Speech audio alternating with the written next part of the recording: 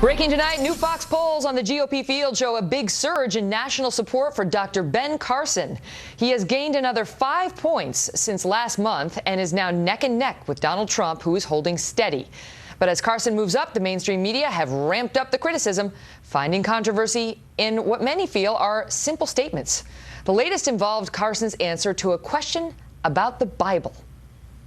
You think we're at the end of days? You could guess that we are getting closer to that. You do have people who have a belief system that sees this apocalyptic phenomena occurring and that they are a part of it, and who would not hesitate to use nuclear weapons if they gain possession of them.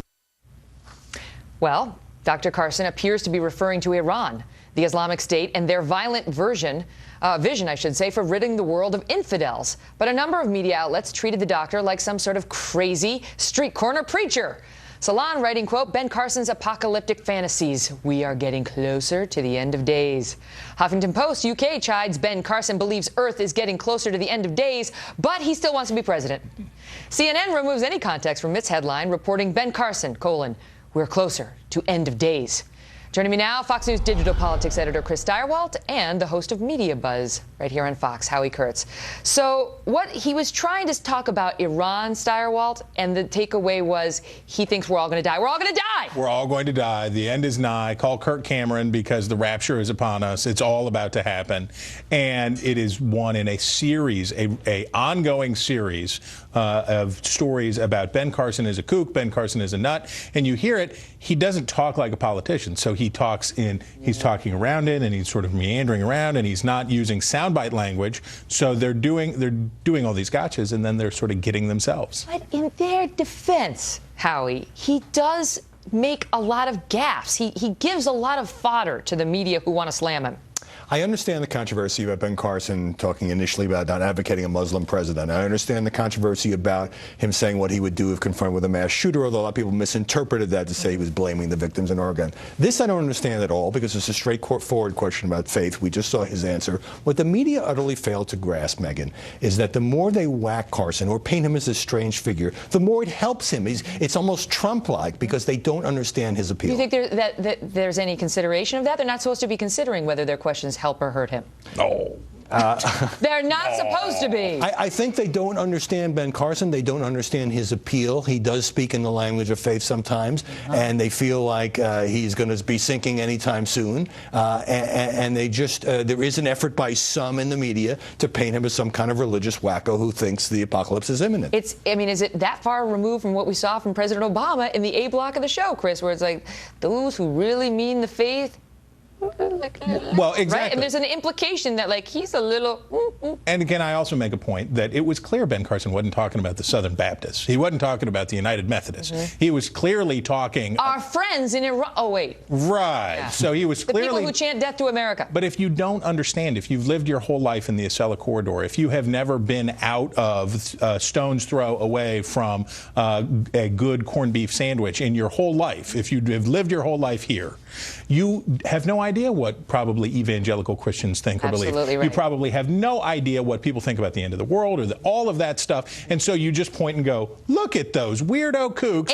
And Ben Carson's one of them. And followed up with, they're so intolerant. Right. They're the most intolerant people. Exactly. Me, on the other hand, I hate how intolerant they are. How closely is this tied to the fact that Ben Carson is starting to kill it in the polls? I mean, the Fox News poll that just came out, look at this. He's at 23. He's up 5. Trump's at 24, down 2. So they are neck and neck, those two.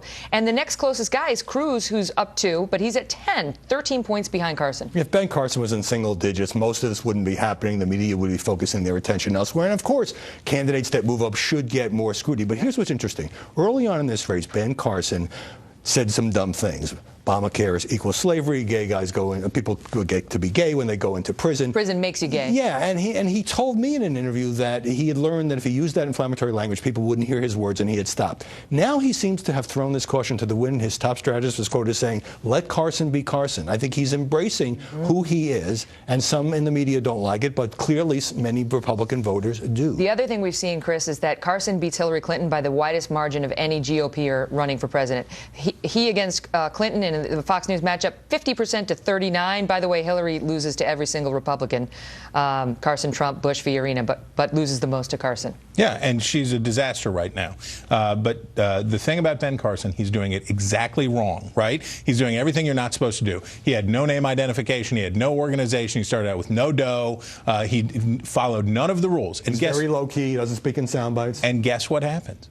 People react. They respond. They like him. It counts a lot to be liked and trusted. And what Republicans are saying is, we didn't know this guy before. The more we hear him, we like him, and they're going for it. And what's astonishing is, in the general electorate, his favorability ratings stay relatively high. People are not turning on him, and it's not having that effect. How long can this last? I don't know. But right now, he has defied gravity and defied every chattering head in the world who said he couldn't do it. Republicans say the more you tell us that we're not supposed to like him, the more we do.